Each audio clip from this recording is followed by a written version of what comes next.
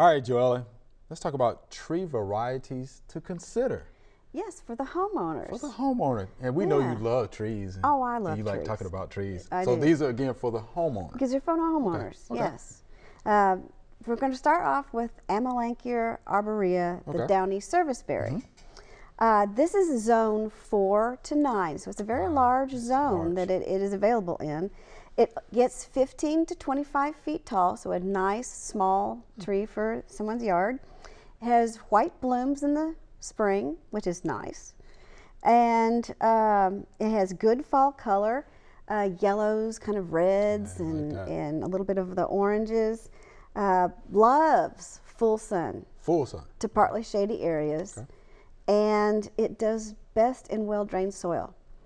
And it's a really pretty tree. It's small. It's a nice tree for the home, and it's not used as much as it could be. So, really good one to consider. Downy. Let's see if we can get folks to start considering that. Yeah.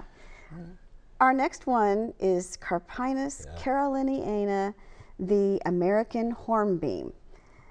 This tree is zoned 3 to 9, so it even has a larger range. Of course, it's a native tree to the U.S.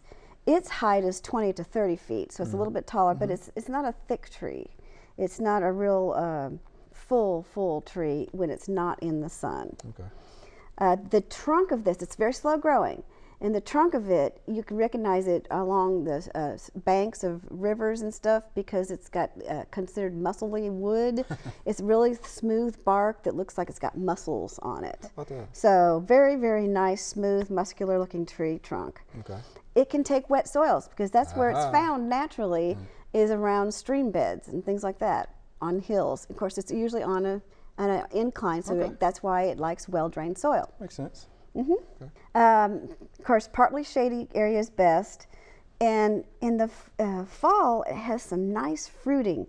They're 2 to 4 inches long and they hang down, and it's called an infructensis that's 2 to 4 inches long. I've seen those. So they're very, very pretty and very showy in the fall. Something nice to look forward to. Can you eat it? No, cannot it's not edible. No, not edible. Next is Cercis canadensis, the eastern redbud, and there's a reason why this one's given away a lot because it's a native tree and it does very well. Zones 4 to 9.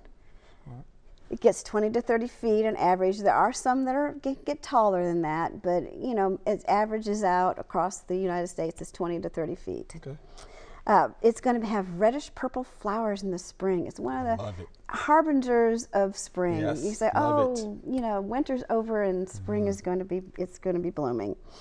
And of course, then after it finishes blooming, it has these beautiful heart-shaped green leaves on it. Just gorgeous, really outstanding. In the fall, it will have little pea pods because it actually is part of the pea family. Yeah.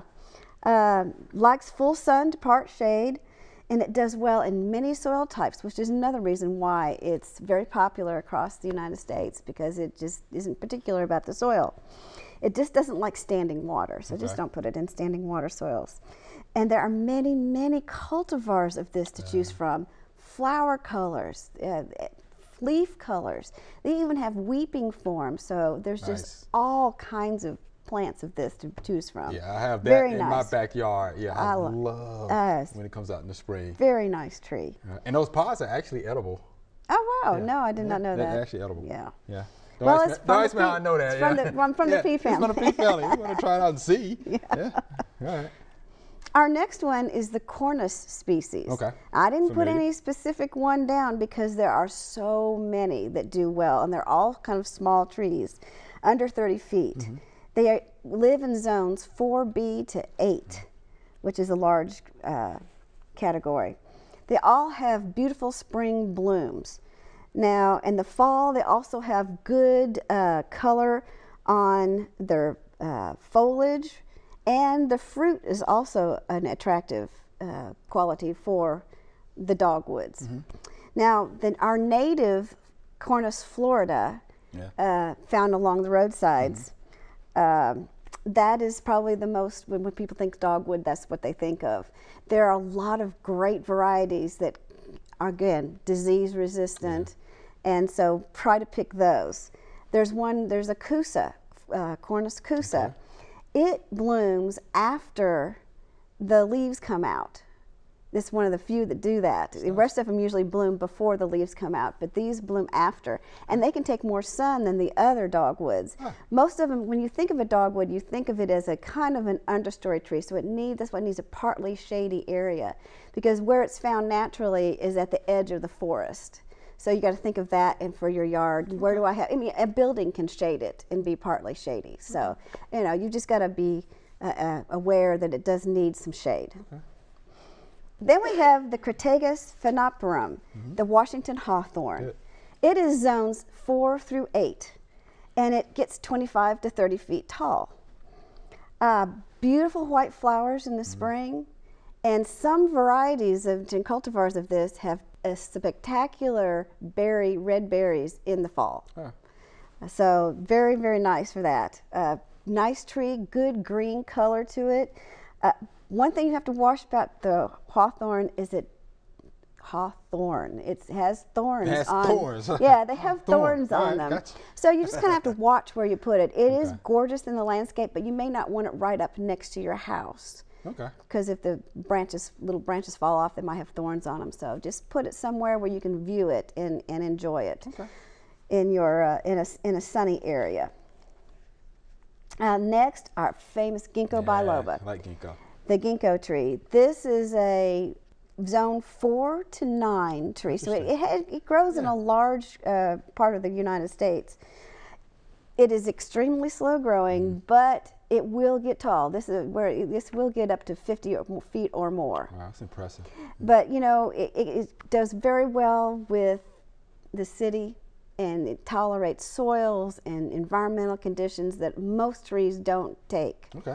But it's a very ancient tree, and it has survived a long time, and so it can take our cities and the kind of environments that we have in the city. Which is good. So we have to know the difference between the male and the female tree, though, right? You do, yeah. They usually are only selling the male trees these days, and clones of them. Okay. And what they'll do is they'll graft onto stock, so then you make sure you'll have a male tree, because you definitely don't want the female tree. Yeah, but all of that is edible, though. The berries of it, if you do have a female tree, they are edible, and they're delicacy in some parts of the world. So really, yeah, it just smells so bad. Yeah, okay. It does. Okay. But anyway, you can't beat the yellow fall foliage color of Ginkgo, and it's not a full tree. That's why I recommend it for the city, because it's a very loose fitting tree. You wouldn't want to have it for a shade tree. Gotcha. So that's why I recommend it. Next, we've got Magnolia virginiana, a native to the United States, the Sweetbay Magnolia. It is zones 5 through 9, height of 20 to 30 feet. Now, that's in its native habitat, which is some of the further south from here, and the coastal states, it can get 50 feet plus. Wow, that's pretty size. I mean, it just depends on where it's at. But they have beautiful lemon-scented flowers when they bloom in the late spring or the early summer. Nice to have near your patio or something to be able to smell them. The leaves are green above and silvery below. I think that's cool. And when the wind blows, that silver shows, and it's a real pretty tree. It can withstand very wet conditions, very, very wet. So if you have an area that needs a wet conditioned tree in it, this is it. In fact, this is what's planted out front here at WKNO, because it's very, very wet out there. Very wet conditions. So this tree lives well there. And in some areas, in some cultivars, it will stay evergreen, but not all of them. Just some cultivars will stay evergreen. All right, Joellen. So tree varieties for the homeowner. For the homeowner. To consider. And we actually have a few of these trees in our own landscape, huh? Yes. All right, good deal. Thank you much. Thanks for watching the video. I hope you enjoyed it. To find out more information on this topic, just click on the familyplotgarden.com link in the description.